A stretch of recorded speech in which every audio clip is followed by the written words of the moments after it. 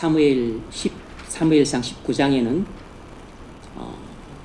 다윗을 죽이려는 사울의 시도와 사울의 시도를 막으시려는 하나님의 보호하심의 대결이 펼쳐지고 있습니다.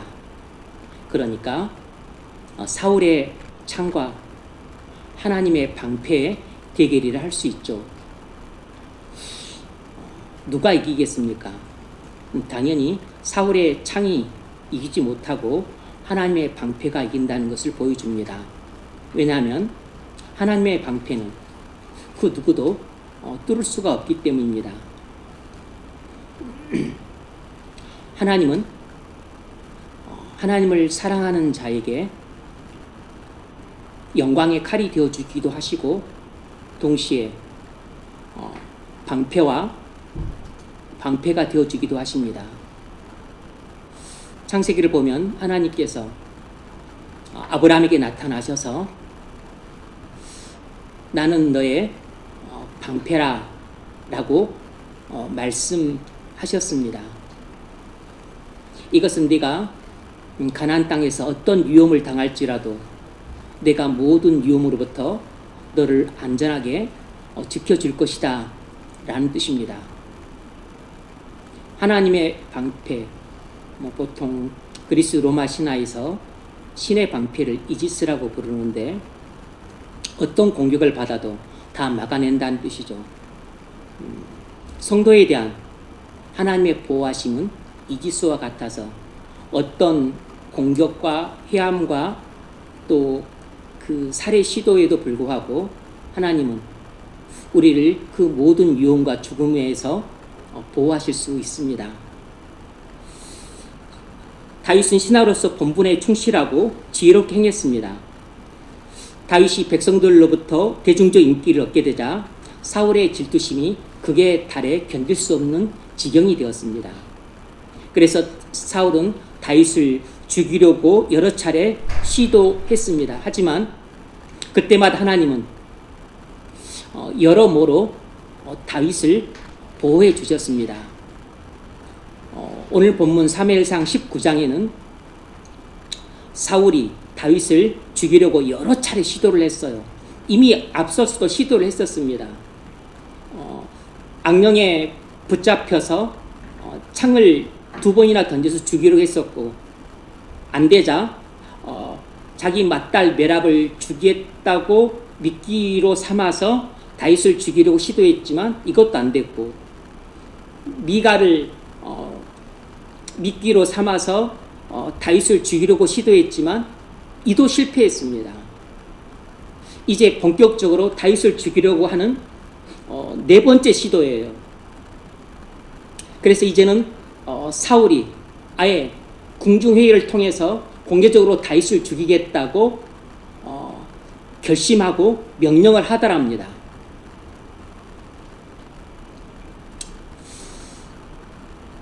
그러자 하나님은 오늘 본문에서는 요나단을 통해 다윗을 보호해 주시고 그 다음에는 미가를 통해서 다윗을 보호해 주시고 그 다음에는 하나님이 직접 나서셔서 다윗의 생명을 보호해 주십니다.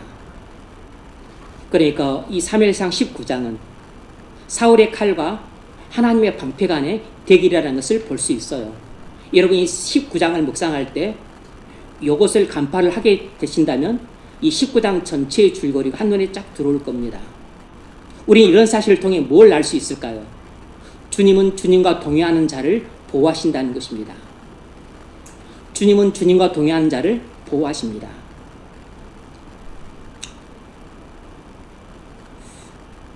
주님과 동행하는 자는 자기 이익보다 주님의 의를 먼저 구합니다. 주님과 동행하는 사람은 자기 이익보다 주님의 의를 먼저 구해요. 그 점이 1절로 3절에 나타나는데 1절로 3절 보세요.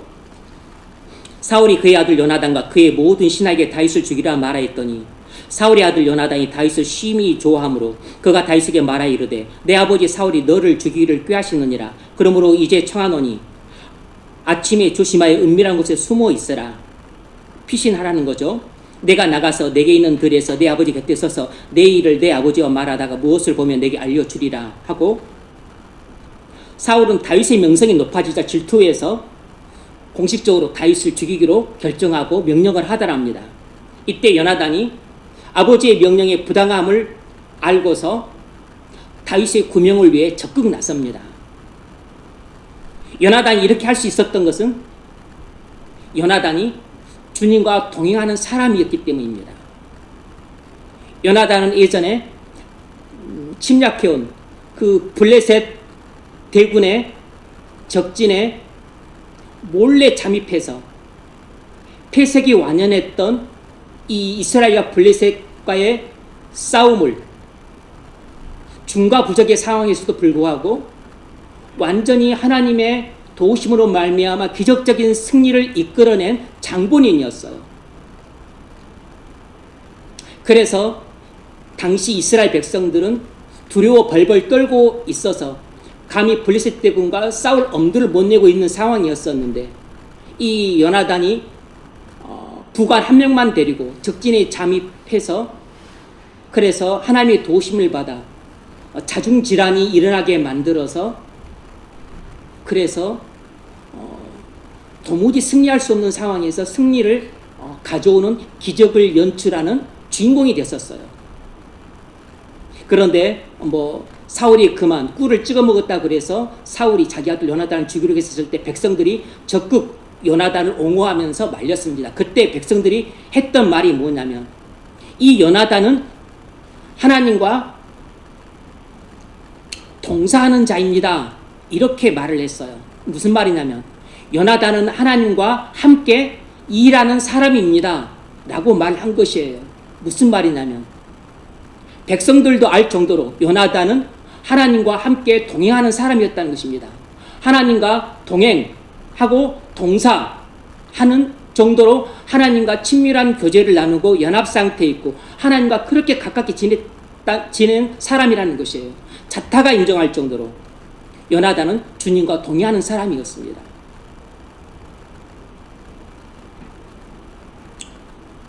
요나단은 살아계신 하나님에 대한 신뢰와 동행을 보여주었어요. 그래서 백성들의 전적인 신뢰와 존경을 받았습니다. 여러분이 주님과 동행하는 사람이라는 것을 여러분도 알지만 가족도 알고 동료도 알고 그리고 교인들도 안다면, 가족도 여러분을 신뢰하고 동료들도 여러분을 신뢰하고 그리고 교인들도 여러분을 신뢰하고 존경할 겁니다. 주님과 동행하는 사람이라는 것을 알면 예수를 믿지 않는 사람도 신뢰하고 존경을 표합니다. 우리가 타 종교의 구원을 인정하지 않지만 그래도 정말로 신실하게 믿는 불교인이나 무슬림인들이나 다른 종교들 보면 안타깝고 그리고 불쌍하긴 하지만 그래도 그들의 신앙심만큼은 존경스러워 보일 때가 있잖아요. 무슬림들 하루에 5번씩 메카를 향해 기도를 하는데, 어쨌든 산꼭대기에 올라가서도 전쟁 상황에서도 그렇게 기도를 하는 그들의 그 종교심만을 놓고 본다면 그래도 가히 존경심이 우러나죠. 나처럼 신앙 없는, 상황에 따라 흔들리는, 이 예수를 믿는다고 하지만 믿음 없는 나하고 그래도 헛된 신이고 가짜 신이지만 아주 뜨겁게 믿는 뜨거운 종교심을 가진 사람을 보면 오히려 부끄러움을 느낄 때가 있는 것입니다. 그런데 정말로 살아계신 주님과 동행을 하고 그리고 친밀한 교제를 나누고 그리고 그의 음성을 듣고 그리고 그가 하시는 말씀이라면 전적으로 순종하는 삶을 살아갈 때, 이런 사람에게는 어떤 그 남들이 볼 때, 믿지 않는 사람들이 볼 때는 기적 같은 일들이 나타나곤 하는 것입니다.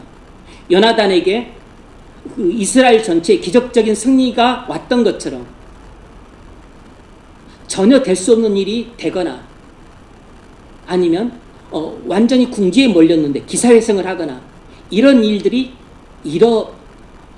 날 수 있고 일어나곤 하는 것입니다. 이런 걸 볼 때 저 사람은 정말로 하나님이 함께 하시는 사람인 것 같다.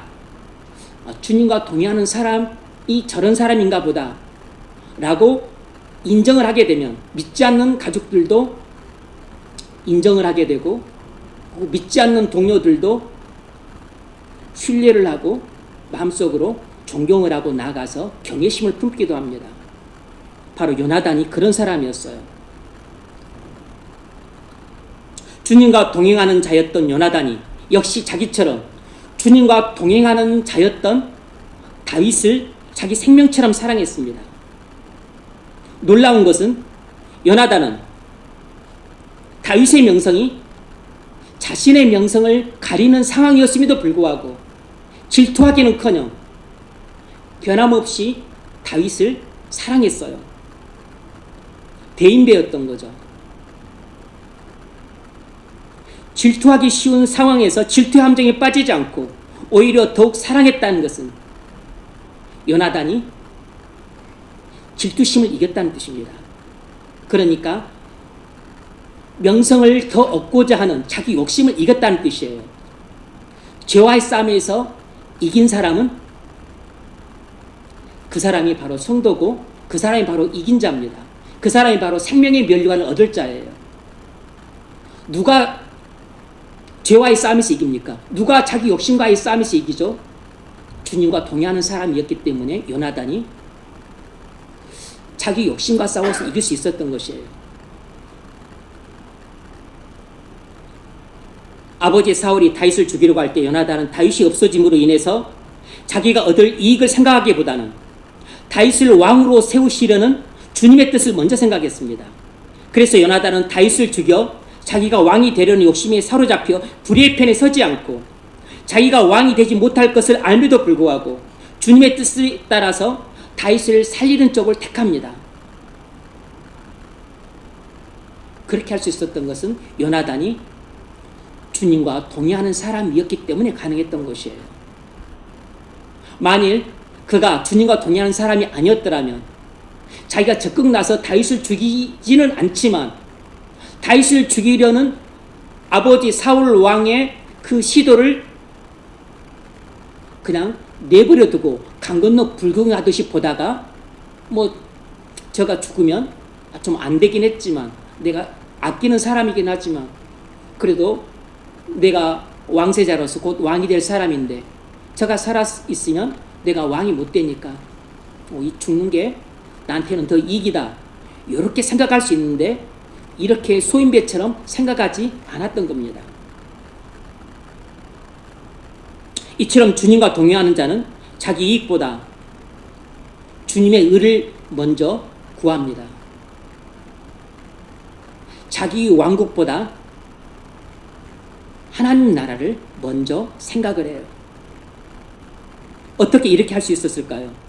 어떻게 자기 이익을 위해 불의한 자의 편에 서지 않고 손해를 보더라도 주님의 뜻을 세우는 정의 편에 섰었을까요?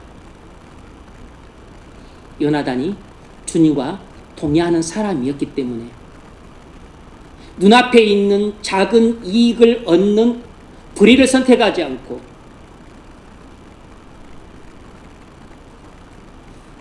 하나님의 뜻만이 서야 되기 때문에 하나님의 뜻에 부합한 다윗을 살리는 정의의 편에 미련 없이 서기로 결정한 것입니다. 그래서 다윗의 구명을 위해서 적극 나선 것이에요. 14장 6절을 보면 요나단이 주님과 동의하는 사람이었다는 것을 확실히 알 수 있습니다. 요나단이 자기 무기를 든 소년에게 이르되 우리가 이 할례받지 않은 자들에게로 건너가자. 여호와께서 우리를 위하여 일하실까 하노라. 여호와의 구원은 사람이 많고 적음에 달리지 아니하였느니라. 요나단은 폐색이 짙고 불리한 전황임에도 불구하고 전혀 상관하지 않고 오직 주님 한 분만 바라보고 그 개미떼처럼 많은 적진 속으로 잠입해 들어갑니다. 이건 완전히 무모한 계기로 볼 수 있고 계란으로 파헤치기보다도 더 무모한 시도처럼 보일 수 있어요. 아마 남들이 봤더라면 무슨 쓸데없는 개죽음을 당하느냐고 그렇게 폄하했을지도 모릅니다. 그런데 요나단은 혈혈단신은 아니지만 혈혈단신과 다를 바 없이 부관 한 사람만 데리고 그 수십만 대군이 진치고 있는 블레셋 적진에 잠입해 들어가요. 바보나 미련해서 그렇게 한 것이 아니었죠. 개죽음을 당할 것처럼 보였지만 하나님이 함께 하심으로 적진의 자중질환이 일어나게 하셔서 중과부적의 상황에서도 기적적인 승리를 거두는 주역으로 등장을 하게 됩니다. 주님과 동행한 사람은 이처럼 눈앞에 자기 이익만 추구하는 사람이 아니고 자기 목숨을 잃어버릴 수 있고 자기가 포로로 붙잡히거나 아니면 완전히 전사할 수 있지만 요나단이 그렇게 나선 것은 만용이 아니고 주님이 틀림없이 감동하셨기 때문입니다. 주님이 요나단에게 찾아오셔서 그에게 말씀하셨기 때문이에요. 요나단아, 지금 네 아비 사울을 비롯해서 3,000명이 있는 군사 가운데 2,400명이 도망치고 600명이 남았는데 이제 모두 전의를 상실한 채 이제 죽기만을 기다리고 있다. 완전히 폐색이 완연하다. 네가 나를 믿고 적진에 잠입해 들어가서 그것을 혼란에 빠뜨려라. 내가 너와 함께 하겠다. 이렇게 주님이 요나단에게 찾아오셔서 그 심중에 말씀을 하셨을 것임이 틀림없습니다. 주님이 요나단에게 그런 감동과 말씀을 해주지도 않았는데 주님이 어떤 사인도 없었었는데 만일 요나단이 제 멋대로 적진에 쳐들어갔다면 그럼 주님이 함께 하실 이유가 없는 거죠. 주님의 감동하심과 그리고 말씀하심이 있었기 때문에 주님의 감동과 말씀을 듣고 이건 계란으로 파헤치기보다도 더 무모한 시도 같아 보이지만 주님이 그렇게 하라고 말씀하셨고 그리고 주님이 함께 하시겠다 약속하셨기 때문에 오직 주님 한 분만 바라보고 적진 속으로 잠입해 들어갔던 것이에요.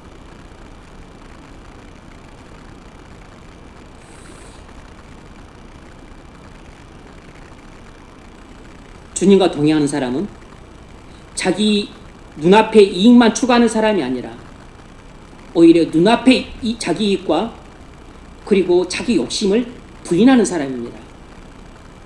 남들은 죽더라도 내 한 목숨 살려고 하는 사람이 아니라 남들을 위해서 자기 한 목숨을 희생하는 사람입니다.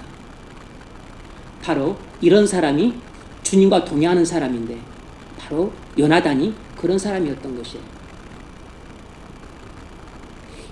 여러분이 12월 3일 일어났던 비상계엄과 그리고 그 내란 사태에 대해서 많은 그 뉴스 보도를 보셨을 것입니다. 장성들 주로 육사 출신인데 육사 출신 정도면 똑똑한 사람들입니다.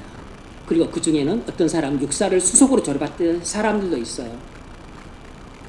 그러니까 당시 고등학교에서 전교에서 1등 했던 그런 사람들이라고 합니다. 머리 좋고 똑똑한 사람들이 공부도 잘했던 사람들입니다.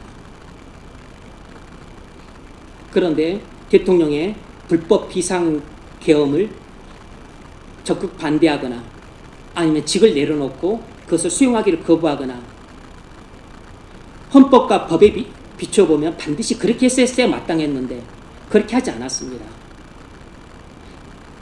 군 통수권자인 대통령이 주시니까 어쩔 수 없이 따라야 된다 라는 그런 미명 아래에서 적극적으로 처음부터 계획에 동참하고 그리고 지시를 적극적으로 이행한 자들도 있었지만 뭔가 좀 찝찝하긴 하지만 그래도 군 통수권자인 대통령이 지시를 하니까 대놓고 거부를 할 수 없고 어쩔 수 없이 따라야지 하면서 따랐던 사람들도 있어요.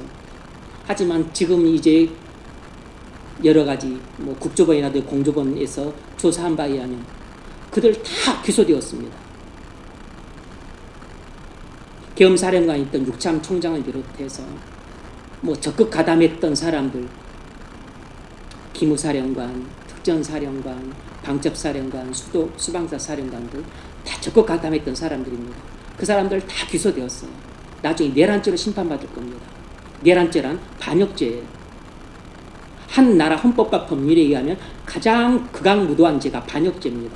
여러분도 아실 겁니다. 예전 왕조시대 때는 반역죄는 3족을 멸했습니다. 중국에서는 9족을 멸했어요. 왕이 볼 때 가장 가증스러운 죄가 반역죄입니다. 그들은 자기 눈앞의 이익을 먼저 생각했고 자기들의 그것이 성공할 경우 이제 대통령의 독재 정치가 이어지게 되는데 그렇게 되면 그들도 한 자리를 차지해서 계속해서 그렇게 독재 정치를 해 나갈 겁니다. 그러면 자신들도 많은 떡고물을 챙기겠죠.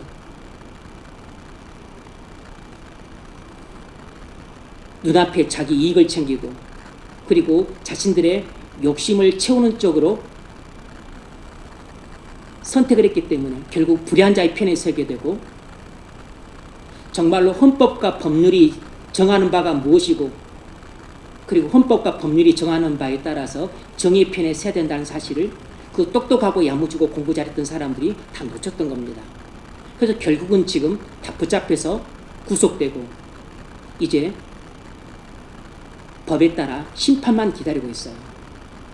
그들뿐만 아니라 그들의 가족과 자손들도 다 나중에 그 오명을 뒤집어 쓸 겁니다. 역적죄를 지은 집안이라고.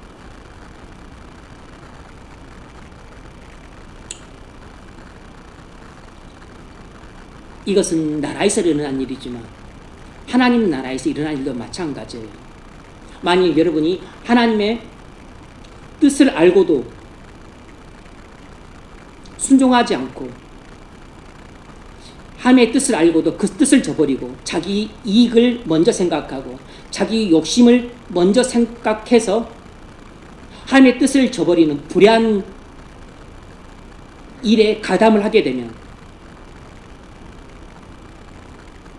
여러분도 하나님 나라 입장에서 볼 때는 하나님 나라 왕이신 하나님께서 하나님 나라의 법에 근거해서 여러분을 역적으로 간주하실 겁니다. 반란으로 간주를 하세요. 주님은 우리에게 분명히 주님의 뜻을 계시해 주셨습니다. 그리고 그 주님의 뜻에 전적으로 순종하라고 말씀을 하셨어요. 몰라서 순종하지 않는 것도 죄지만 알고도 순종하지 않는 것은 더 많이 맞을 죄입니다. 우리가 어떻게 주님의 뜻을 알고도 불순종하는 그런 불의한 일을 저지르지 않고 주님의 뜻을 알면 내 이익을 챙기지 못하고 내 욕심을 채우지 못하고 내가 손해를 보고 내가 어려움을 당할지라도 어떻게 주님의 뜻에 순종해서 하나님 나라를 세우고 하나님의 의를 세우는 이런 결정을 할 수 있겠는가? 그것은 주님과 동의하는 사람만이 그런 상황이 됐었을 때 지체하지 않고 그런 선택을 할 수 있는 것입니다. 그런데 평상시 주님과 동의하는 삶을 살지 않는 사람들은 그런 상황에 왔었을 때 먼저 주님의 뜻을 생각하기보다는 내 이익부터 생각을 하게 됩니다. 하나님의 나라를 세워야 한다는 것이 우선되기보다는 내 욕심을 채우는 것을 먼저 우선시하게 돼 있어요. 왜냐하면 이게 본능이니까. 어떤 상황이 접하게 되면 우리의 타고난 본능이 먼저 작동을 하지 나중에 들어온 하나님 말씀이 먼저 작동을 하지 않아요. 근데 먼저 하나님 말씀이 작동을 하고 그리고 성령의 인도를 따라서 순종을 하게 되려면 평상시 그렇게 사는 삶이 훈련이 돼 있어야 돼요. 그렇게 훈련이 되지 않은 사람은 돈 문제에 닥쳤었을 때 어떻게 내가 돈을 잃고 단순히 주님의 뜻에 내가 순종하랴 주님의 뜻을 조금 내가 꺾더라도 돈을 먼저 챙겨야지. 직장 문제가 걸렸어요. 아니 주님의 뜻에 순종하기 위해서 내가 이 좋은 직장을 포기한단 말인가? 주님의 뜻을 조금 내가 불순종하더라도 내가 이 좋은 직장을 놓치면 안 되지. 내가 승진을 해야지. 내가 더 좋은 보직을 얻어야지. 이렇게 결정하기 쉬운 것입니다. 이렇게 되면 이 비상계엄과 내란 사태 때 비상계엄에 순종을 하고 그리고 그 내란 사태에 적극 가담을 하게 되므로 당장에는 이익을 챙기고 욕심을 채우는 것 같았지만 나중에는 반역자로 재판을 받게 되는 겁니다.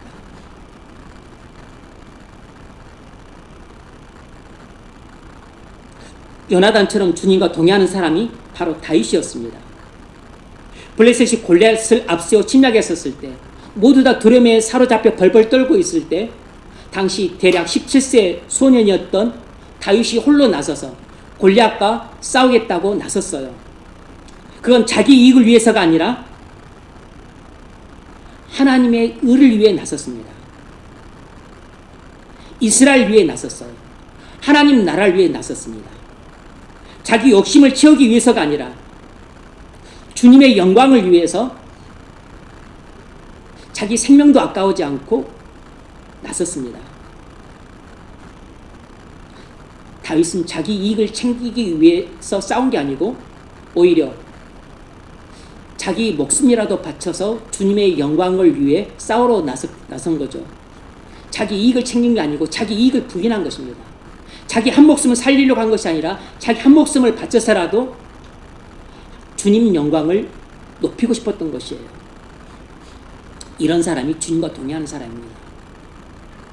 여러분, 이렇게 주님과 자기 이익을 포기하고 자기 목숨도 내놓고 주님이 말씀하시면 주님을 믿고 전적으로 순종하는 쪽으로 자기 몸을 던지는 이런 사람을 주님이 외면하시겠습니까?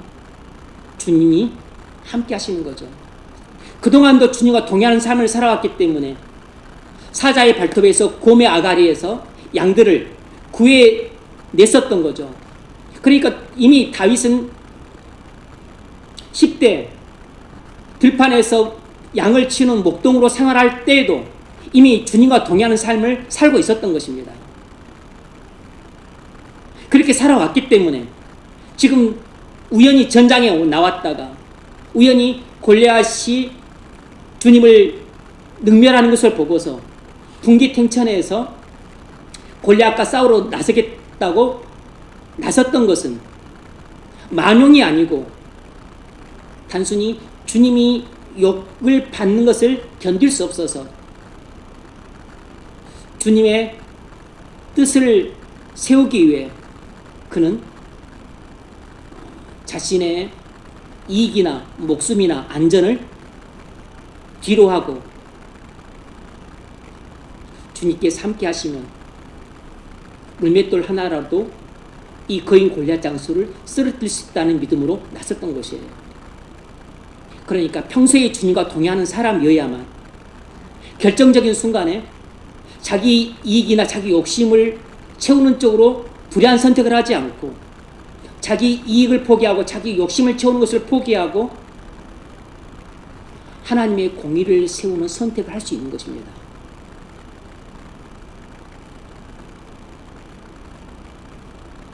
내란 사태에 적극 가담하거나 아니면 동조했던 자들, 그들 중에도 필시 교회를 다니는 사람들이 있을 겁니다. 그런데 비상계엄을 옹호하고 그것이 내란이 아니라고 그렇게 내란을 옹호하고 그리고 대통령 탄핵을 반대한 그 당과 사람들을 향해서 뉴욕타임스에서 이런 기사를 펼쳤어요. 국익보다는 정당의 이익을 앞세우는 잘못된 선택을 했다, 이렇게 평가를 했습니다. 그 이야기는 무슨 말이냐면 나라의 이익보다는 자기 개인의 이익을 우선시하는 잘못된 선택을 했다는 뜻입니다. 그러니까 일반 사회에 도덕법에 비춰보더라도 나라의 이익보다 개인의 이익을 앞세우는 것은 불의한 일인 것입니다. 하물며 하나님 나라에서 하나님의 이익보다, 하나님 나라의 이익보다 자기 개인의 이익을 앞세우는 것은 불의한 일이라는 것은 더 말할 것도 없는 것이죠.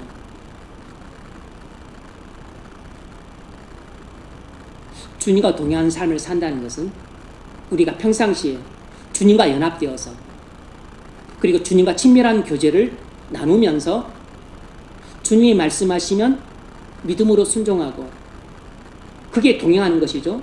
또 주님이 내게 말씀하시면 내가 주님께 순종하고, 그리고 내 마음에 거룩한 소원이 있으면 주님께 아뢰고, 주님이 내게 응답을 주시면 또 그 응답을 따라서 내가 순종하고, 그 응답이 내 마음에 들 때도 있지만 내 마음에 안 들 때도 많아요.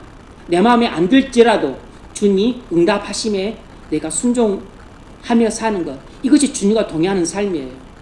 이렇게 주님과 동행하는 삶을 살 때 주님은 그 주님과 동행하는 삶을 사는 사람을 눈동자같이 지켜주는 겁니다. 이것이 바로 하나님이 아브라함에게 했던 약속이에요. 아브라함아, 나는 너의 방패라. 주님은 요나단에게 나는 너의 방패라 이렇게 말씀해 주신 겁니다. 다윗에게도 나는 너의 방패라 라고 말씀해 주신 것이에요. 그래서 주님이 다윗의 방패가 되셨기 때문에 골리앗의 그 예리한 크고 날카로운 칼과 창이 하나님의 방패를 뚫을 수 없었던 겁니다. 골리앗이 그렇게 어린 갑으로 완전 무장을 했지만, 그럼에도 불구하고 다시 던진 물맷돌 하나가 그 완전 무장한 그 골리앗의 갑옷을 뚫고 이마에 정운명으로 명중해서 일격에 골리앗을 거꾸로 뛸 수 있었던 것이에요. 그것은 다윗이 던진 물맷돌이었지만 사실은 하나님이 전능하신 오른손으로 던지신 물맷돌과 같았습니다. 그러니 어찌 거꾸러지지 않을 수 있었겠어요.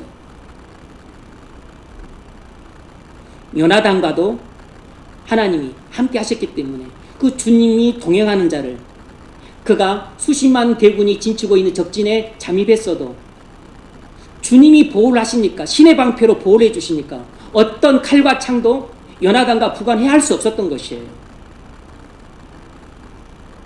신의 방패가 보호를 해주고 있는 것입니다. 그리고 자중질환이 일어나게 만들어서 자기들끼리 치고받고 싸우면서 혼란에 빠져 결국은 그들이 패퇴하고 말았던 거죠.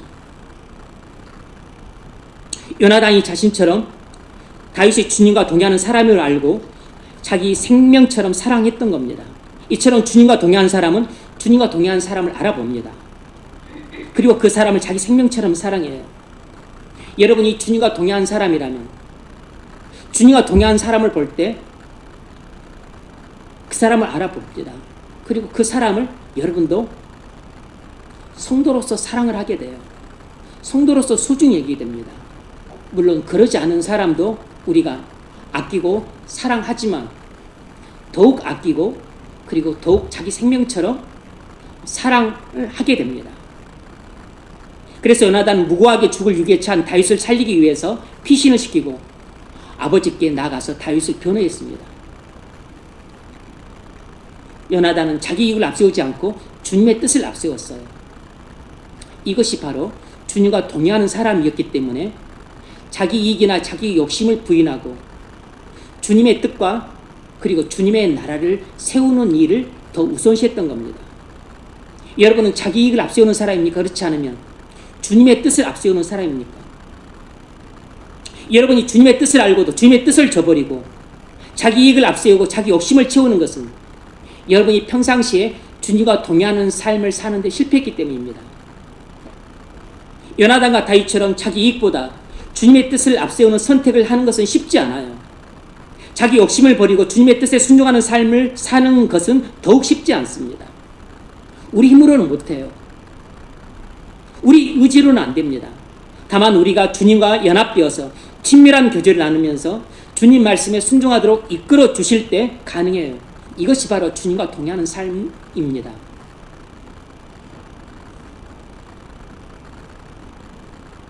만일 요나단이 주님과 동행하는 삶을 사는 사람이 아니었더라면 어떻게 다윗이 살아있게 되고 그가 왕위를 차지하게 되면 자신이 잃게 될 이익이 눈에 보이고 그리고 또 자신의 감당해야 될 손해가 눈에 보입니다. 그런데 자신이 잃게 될 이익, 자신이 보게 될 손해, 그 모든 것보다도 주님의 뜻을 더 중요하게 여기고 그리고 주님의 뜻이 서는 주님의 의를 더 중요하게 여기고 그리고 주님의 영광이 드러나는 주님의 나라를 더 중요하게 여기기 때문에 자기 이익과 자기 욕심을 헌시작처럼 버릴 수 있었던 것입니다. 이 점이 성도로서 훌륭한 점인 거죠. 오순절 이후 사내들인 공회에서 사도들에게 복음을 전하지 말라고 금지 일령을 내렸습니다. 그때 베드로와 요한이 이렇게 반발했어요. 하나님 앞에서 너희의 말을 듣는 것이 하나님 말씀을 듣는 것보다 옳은가 판단하라. 우리는 보고 들은 것을 말하지 아니할 수 없다. 주님과 동행한 사람은 이렇게 담대해져서 자신의 신변의 안전이나 경제적 손해보다도 먼저 주님의 뜻에 부합한 옳은 것이 무엇인가를 먼저 생각합니다. 그리고서 자신의 신변의 안전에 위협이 오고 경제적 손실을 입을지라도 주님의 뜻에 따라서 옳은 쪽을 선택을 해요. 이것이 바로 주님과 연합과 친교를 나누는 사람에게서 나타나는 공통된 특징입니다.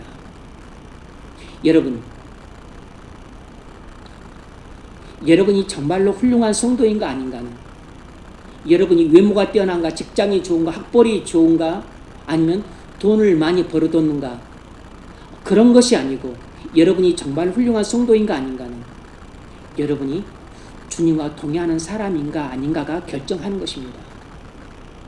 여러분 배우자가 정말로 주님 보시기에 어여쁜 사람인가, 주님 보시기에 기뻐하시는 사람인가 아닌가는 여러분 배우자의 외모가 아니고 직장도 아니고 그리고 벌어놓은 돈도 아닙니다.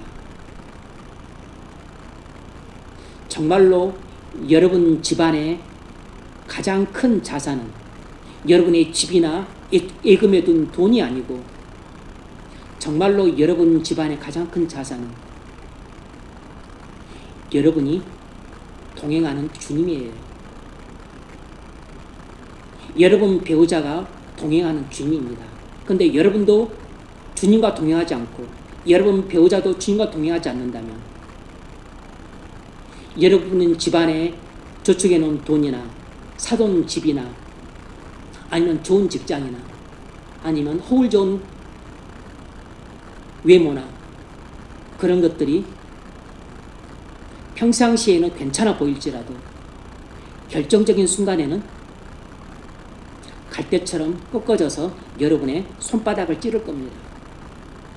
그것은 믿고 의지할 만한 지팡이가 못 돼요. 그것은 터진 웅덩이입니다.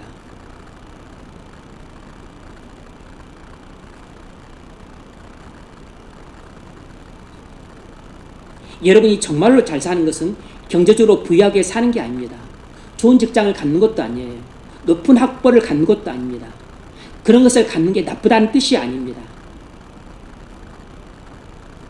그것이 성도가 잘 사는 지표가 아니라는 뜻입니다. 여러분이 하나님 앞에서 잘 사는 것은 매사 자기 이익이나 자기 욕심을 천운적으로 결정하지 않고 주님의 뜻에 합한 오른쪽으로 결정하는 것입니다. 이렇게 사는 건 맘먹는 것으로 되는 게 아니에요. 여러분이 주님과 동행하는 자가 되어야만 가능합니다. 여러분이 정말로 잘 사는 것은 어떤 상황, 어떤 문제가 직면했음에도 불구하고 변함없이 한결같이 주님과 동행하는 삶을 사는 것입니다. 다윗이 들판에서 양을 칠 때도 주님과 동행하는 삶을 살았던 것처럼, 전장에서 갑작스럽게 골리앗과 맞서서 싸울 때에도 주님과 동행하는 삶을 살았던 것처럼, 사울에게 쫓겨서 도망자의 신세가 되었을 때에도 주님과 동행하는 삶을 살았던 것처럼, 이스라엘 왕이 되어서 온 큰 나라를 다스리는 왕의 위치에 섰었을 때에도 주님과 동행하는 삶을 살았던 것처럼, 우리가 어떤 상황, 어떤 형편에 있더라도 주님과 동행하는 사람이 될 때 비로소 우리는 모든 상황을 올바르게 결정할 수 있고 모든 문제를 올바르게 해결해 나갈 수 있어요. 그런데 만약 여러분이 주님과 동행하는 사람이 아니라면, 여러분은 힘들고 어려운 형편에서는 말할 것도 없이 자기 이익이나 자기 안전을 챙기는 쪽으로 결정을 하기 마련이고, 형편이 좋고 승승장구하고 형통하고 번성하고 평안하다고 여겨질 때는 완전히 나사가 빠지고, 그리고 정신이 해이해져서 오히려 타락하고 방종한 삶을 사는 것을 피할 수 없게 될 겁니다. 주님과 동행하는 삶을 산다는 것은 설교 한두 편 듣고 되는 게 아니에요. 단순히 말씀을 듣는다고 되는 게 아닙니다. 단순히 기도한다고 되는 것도 아니고, 단순히 성경을 묵상한다고 해서 되는 것도 아니에요. 그런데 주님과 동행하는 삶을 사는 기초 형성은 대부분 말씀을 묵상하고 기도하고 예배하는 가운데 기초가 형성되는 건 사실입니다. 말씀을 읽고 묵상한다고 해서 꼭 주님과 동행하는 사람이 되는 건 아니에요.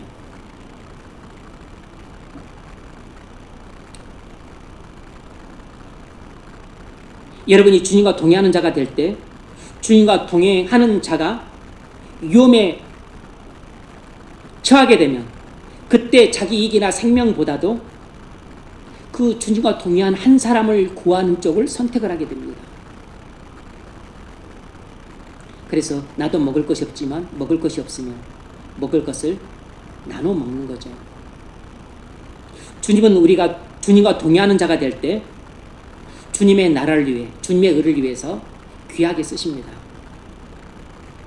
우리는 다윗만 주목하기 쉬운데 사실상 어떤 신앙 인격적인 측면에서 보면 다윗보다 훨씬 신앙 인격이 훌륭한 사람이 요나단이에요. 요나단. 세례 요한이 예수님을 배웠을 때 그는 흥하여 하겠고 나는 쇠하여 하리라 이렇게 말했는데, 세례 요한과 비슷한 자세입니다. 다윗은 흥하여 하겠고 나는 쇠하여 하리라, 이런 자세로 자신의 왕자를 포기하고 다윗이 왕위에 오를 수 있도록 그를 위해 적극 구명을 했던 겁니다. 자신의 왕자를 포기하고 다윗이 왕위에 오를 수 있도록 그렇게 할 정도의 마음 넓이라면 그가 얼마나 평상시에 주님과 동행하는 삶을 살았겠습니까? 주님과 연합과 친교를 나누는 사람이어야만 마음이 넓어질 수 있는 것이에요. 주님과 동행하는 삶을 살지 못하면, 다시 말하면 주님께로부터 오는 하나님의 생명을 공급받지 못하면 우리는 죄성에 찌들려서 마음이 좁아져서 바늘 한 점 찝을 수 없을 만큼 마음이 좁아지게 됩니다.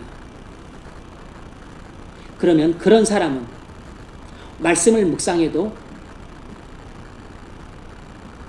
말씀 묵상이 그를 변화시키지 못하면 그는 말씀을 묵상하고 나서 다른 사람들 정죄합니다. 나는 매일같이 묵상하는데 저렇게 말씀을 묵상하지 않고 저렇게 10년, 20년, 30년째 교회를 다니는 사람은 도대체 뭐하는 사람들이야?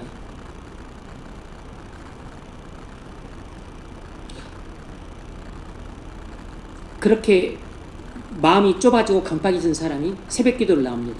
새벽 기도를 나오고서 또 다른 사람들 정죄해요. 아니, 나는 새벽 기도를 나오는데, 아니 장로님이 돼가지고 권사님이 돼가지고 또 새벽 기도를 안 나오는 장로 권사님은 또 뭐하는 분들이야? 또 어떤 때 뭐 금식을 합니다. 뭐 원당 금식이라든지 또 아니면 또 무슨 금식을 해요. 종료 기간 그런 때, 고난주간 그런 때 또 금식을 합니다. 아니, 나도 고난주간에 금식을 하는데, 아니 금식도 안 하고 고난주간을 보내는 또 목사님은 또 뭐하는 분이야? 이렇게 정죄를 합니다. 왜냐하면 묵상을 하고 기도를 하고 금식을 해도 이 사람은 사실상 주님과 동의하는 사람이 아닌 것이에요. 죄와 동의하는 사람이고 사실상 사단과 동의하는 사람입니다. 그러니까 묵상을 하고 남들 정죄하고 새벽 기도하고 남 정죄하고 금식하고 그 남 정죄하는 것입니다. 그래도 묵상하고 기도하고 금식하고 남 정죄하는 것이 묵상도 기도도 금식도 안 하고 남 정죄 안 하는 것보다 낫겠습니까? 아닙니다. 차라리 묵상도 기도도 금식도 안 할지라도 남을 정죄하지 않는 게 낫습니다. 왜죠? 남을 정죄하면 교회가 분열이 돼요. 교회가 분열되는 것을 사단이 제일 원하는 것입니다. 서로 미워하고 정죄하고 싸우고 다투고 분리하고 분열하고 하는 것은 사단이 가장 원하는 바예요.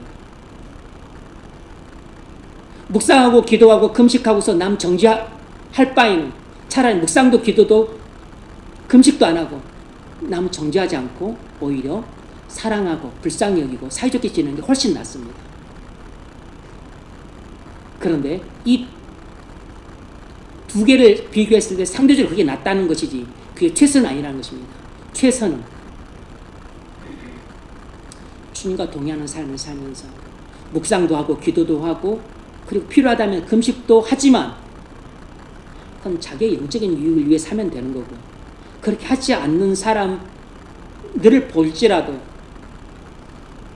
정죄하지 않고 불쌍히 여기고 그리고 그들을 이해해주고 그리고 있는 그대로 그들을 받아들여주고 그리고 더욱 화평하고 화해를 하고 연합을 이루는 사람, 그 사람이 최선의 사람입니다. 그 사람이 최선의 사람이긴 해요. 그런데 묵상하고 기도하고 금식하면서 남 정죄한다면 묵상, 기도, 금식 안 해도 되니까 남 정죄해서 교회 분열시킬 필요는 없습니다. 교회 분열시키는 죄가 제일 큰 죄예요.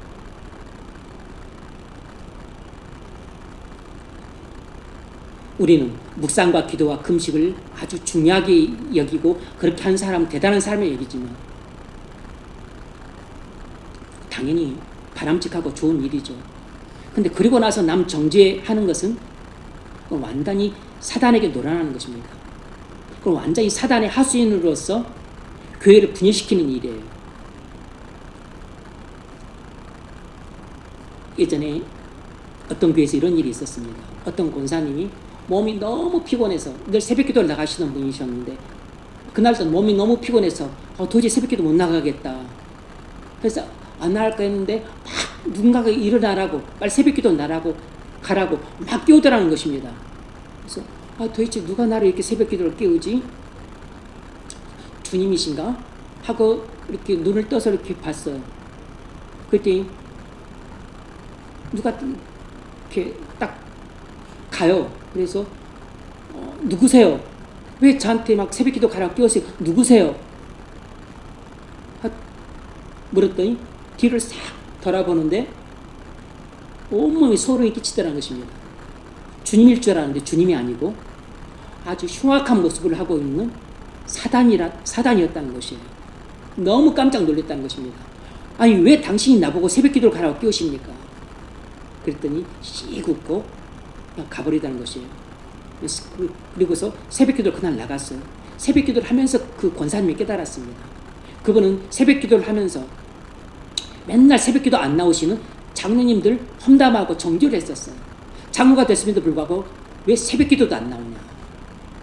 또 가끔씩 일주일에 한 번씩도 금식을 했었습니다. 금식을 하면서 목사님 욕했어요. 아니 목사가 됐음에도 불구하고 금식도 안 하냐.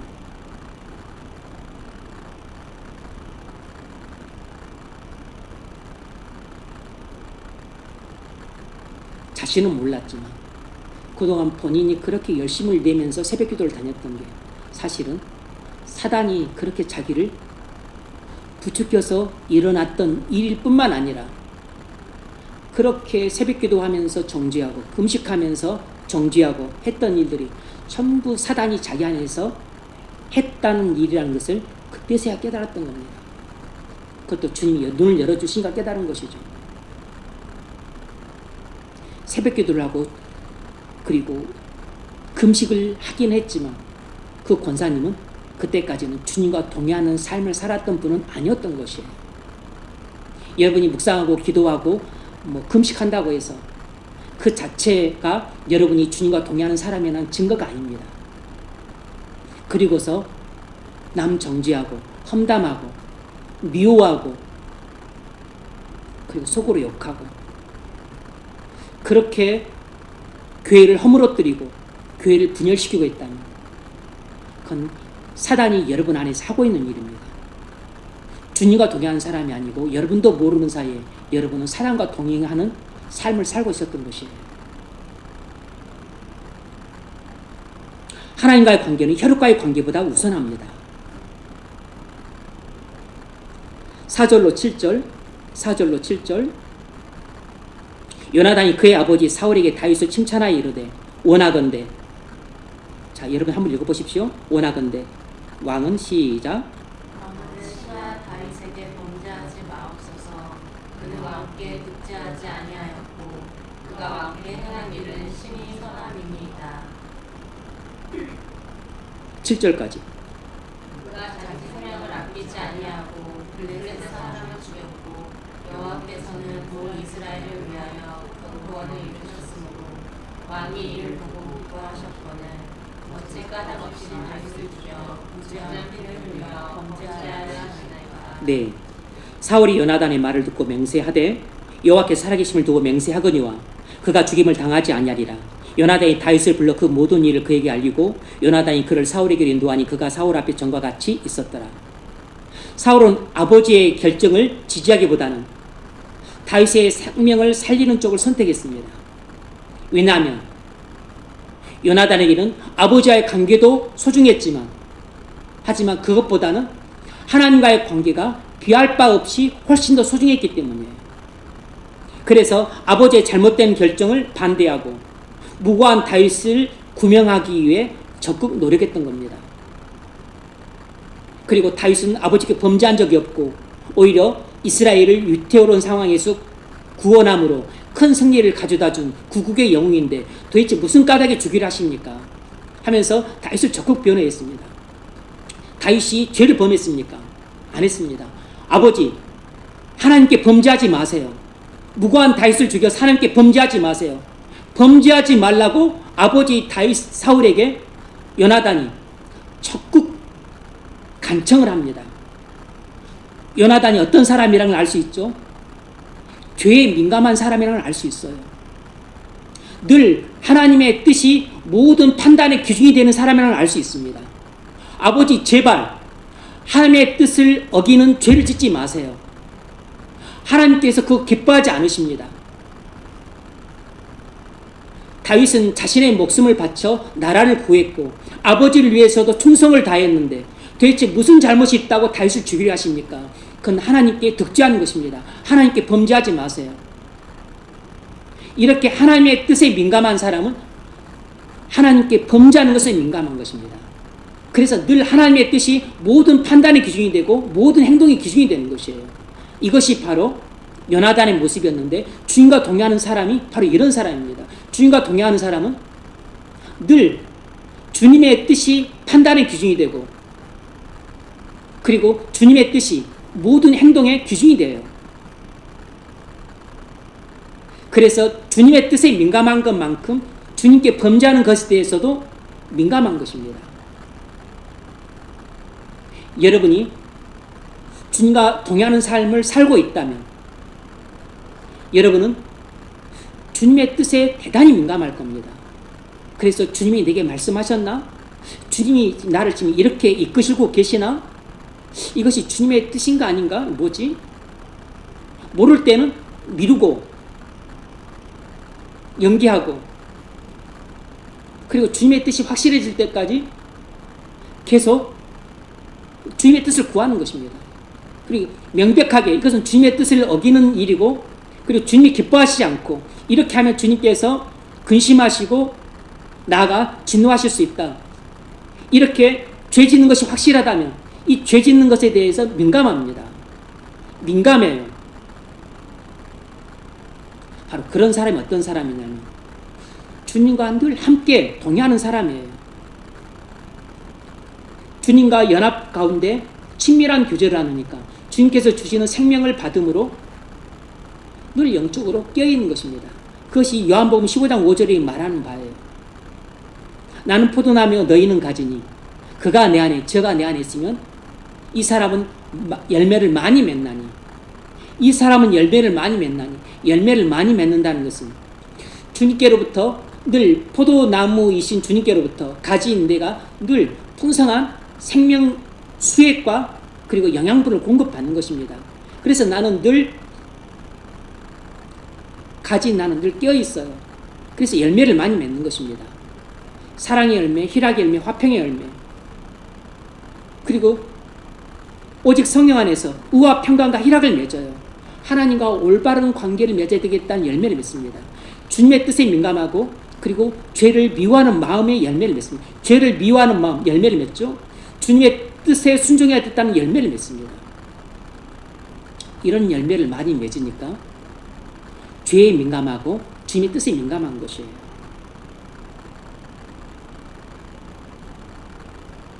이런 사실을 통해 뭘 알 수 있냐면 하나님과의 관계는 혈육과의 관계보다 우선한다는 것입니다. 하나님과의 관계는 부모, 형제의 관계보다 우선합니다. 여러분이 주님과 동행한 사람이라면 그래서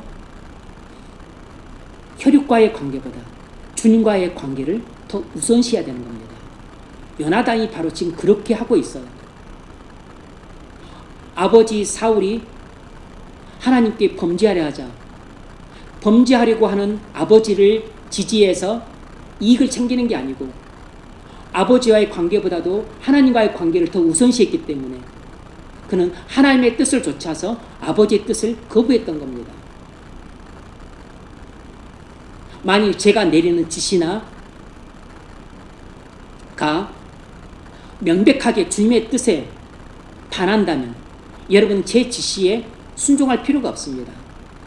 주님의 뜻이 제 뜻보다 더 우선돼야 돼요. 제 지시보다 하나님의 명령이 더 중요합니다.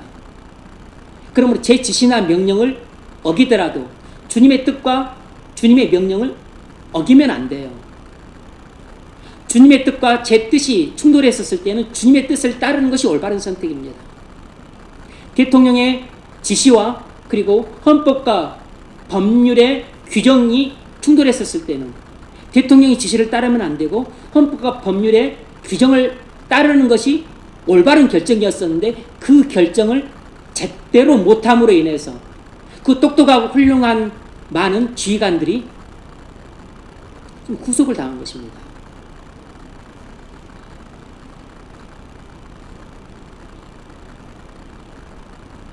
그러므로 여러분이 주님과 동행하는 사람이 돼야만 자녀들도 주님과 동행하는 사람이 되는 것이 하나님 앞에서 가장 올바른 사람이 된다는 것을 체득할 수 있어요.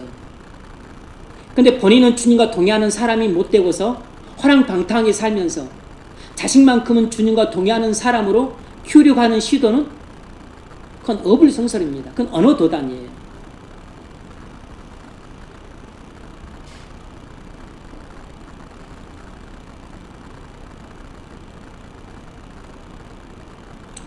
마태복음 10장 37절을 보면 주님이 이렇게 말씀하셨습니다.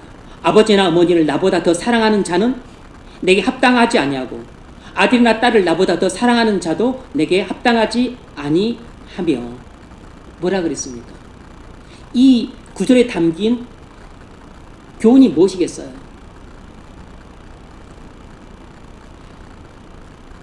주님과의 관계가 혈육과의 관계보다 더 중요하고 더 우선시 돼야 된다는 것입니다.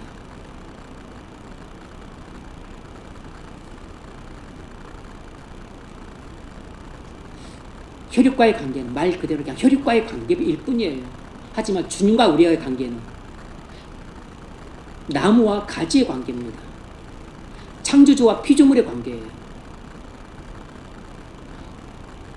모든 생명의 근원과 그리고 우리에게 생명을 주신 분과의 관계예요. 그리고 그 주님은 우리의 구속주실 뿐만 아니라 우리의 왕입니다. 부모는 우리의 왕이 아니에요. 자식도 우리의 왕이 아닙니다. 배우자도 나의 왕이 아닙니다. 우리는 하나님 나라의 백성이기 때문에 우리는 오직 왕의 지시와 명령만 받아야 돼요. 그러므로 내가 누구에게 순종해야 되는지를 똑똑히 알아야 됩니다. 자기 십자가를 주고 나를 따르지 않는 자도 내게 합당하지 아니하니라. 자기 목숨을 얻는 자는 잃을 것이요 나를 위하여 자기 목숨을 잃는 자는 얻으리라. 너희를 영접하는 자는 나를 영접하는 것이요 나를 영접하는 자는 나를 보내신 이를 영접하는 것이니라. 이 말씀도 마찬가지입니다. 요나단이 다윗을 영접했던 것은 누구를 영접하는 것과 똑같았냐면 주님을 영접하는 것과 똑같았어요. 왜냐하면 요나단도 주님과 동행하는 자였고 다윗도 주님과 동행하는 자였기 때문에 주님과 동행한 자인 다윗이 무고하게 죽을 위기에 처했는데 이걸 외면하지 않고 자기가 온 힘을 다해 다윗을 구명합니다. 다윗을 영접한 것이죠. 그것은 곧 다윗과 함께 하셨던 주님을 영접하는 것과 똑같은 것입니다.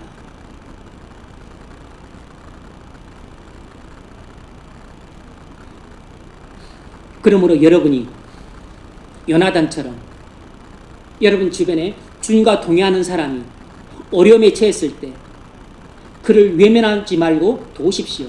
그 사람을 돕는 것이 주님을 돕는 것이고 그 사람을 받아들이는 것이 주님을 받아들이는 것이고 그리고 그 사람을 사랑하는 것이 곧 주님을 사랑하는 것입니다. 성도는 어떤 환경에서도 주님의 도움의 손길을 받을 수 있어요. 바로 지금 다윗이 그런 상황에 있는 것입니다. 다윗은 요나단이 아니었더라면 아마 죽었을지도 몰라요. 하지만 요나단이 정보를 알려주고 다윗을 죽음의 위기에서 건져냅니다. 누가 했습니까? 요나단이 한 것이 아니고 주님이 하신 것이에요. 주님이 주님과 동행하는 요나단을 통해서 주님과 동행하는 사람이었던 다윗에게 도움의 손길을 내밀어 준 것입니다. 주님은 이처럼 도처에서 주의 사자들을 예비해서 주의 신실한 종들을 언제 어떤 위험 상황에서도 그들을 구해낼 수 있는 도움의 손길을 갖고 계세요. 주님의 손길은 미치지 않는 곳이 없습니다.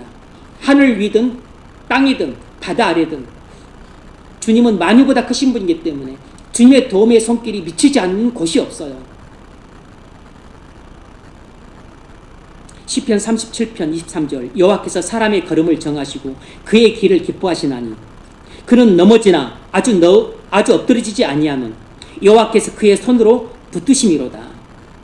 내가 어렸을 때 늦길까지 의인이 버림을 당하거나 그의 자손이 걸식감을 보지 못하였노라. 우리가 넘어질 수 있지만 영원히 버림받지 않고 우리가 위기에 처할 수 있지만 그러나 주님이 도움의 손길을 내밀어서 우리를 위기에서 건져주십니다. 이것이 주님의 언약이에요. 주님의 언약을 통해서 우리에게 약속해 주신 바입니다. 나는 너희 하나님이 되고 너희는 내 백성이 되리라는 말씀이 언약에서 하신 핵심 약속이에요. 이 말은 주 예수 그리스도를 믿어서 주님과 연합된 모든 사람은 주님 안에 거하는 모든 사람은 주님께서 반드시 이 광야 세상길을 걸어갈 때 최선의 길을 걸어갈 수 있도록 인도해 주시고 모든 영육간의 위험에서 보호해 주시고 그리고 모든 영육간의 필요를 공급해 주시겠다는 약속이에요.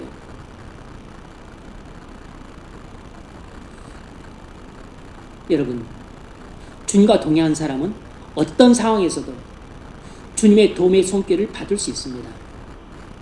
다윗은 이번에는 요나단을 통해서 주님의 도움의 손길을 받아 죽음의 위험에서 벗어났지만 이 다음에는 자기 아내 미갈을 통해서 주님의 도움의 손길을 받아서 벗어납니다. 그 다음에는 또 사울이 죽이려고 할 때 이번에는 사무엘 선지자의 도움을 받아서 죽음의 위기에서 벗어나요.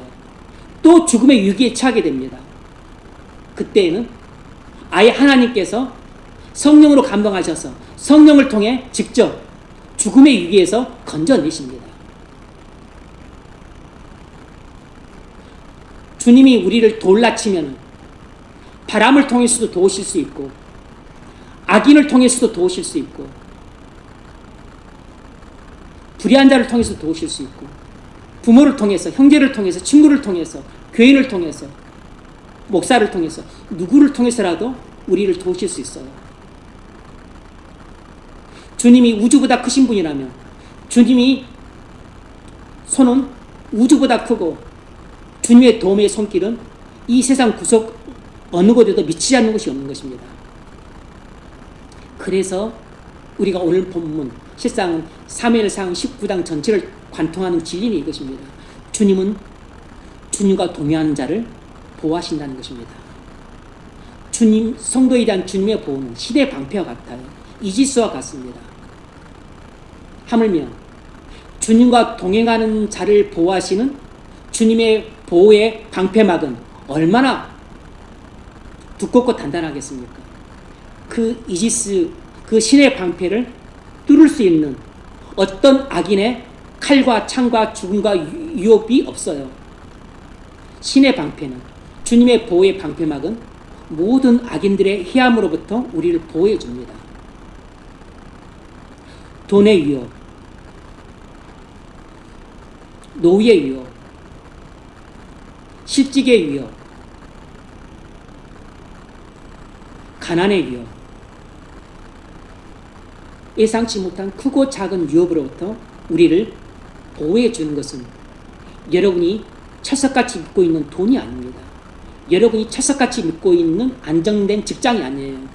내가 크고 안정된 직장을 다닌다 그래서 그게 나를 언제까지 보호해 줄 것 같지만 아닙니다. 여러분도 생각은 다 하겠지만 어느 날 갑자기 직장을 떠나야 될 때가 찾아옵니다. 여러분의 배우자가 여러분을 지켜주는 방패막이 되겠습니까? 여러분의 자식이 될까요? 여러분의 부모가 될까요? 아닙니다. 그것은 종이 한 장만도 못한 거치예요. 여러분을 모든 위협과 죽음과 그리고 사망과 질병과 사고와 그리고 예상치 못한 모든 그 공격으로부터 보여줄 수 있는 신의 방패는 주님의 보호밖에 없습니다. 그래서 주님과 동의하는 삶을 사는 사람이 이 세상에서 가장 안전한 삶을 사는 사람이고 가장 잘 사는 삶을 사는 사람입니다. 올해 여러분이 주님과 동의하는 삶을 사십시오. 그러면 여러분이 질병이 와도 사고가 나도 경제적 어려움이 생겨도 어떠한 상황이 처한다 할지라도 여러분 마음에 평강이 찾아올 것입니다. 주님이 함께 하신다면 전쟁의 위협 아래서도 우리는 걱정하지 않아도 돼요. 주님과 동행하는 사람이 되시기를 주의 이름으로 축원합니다.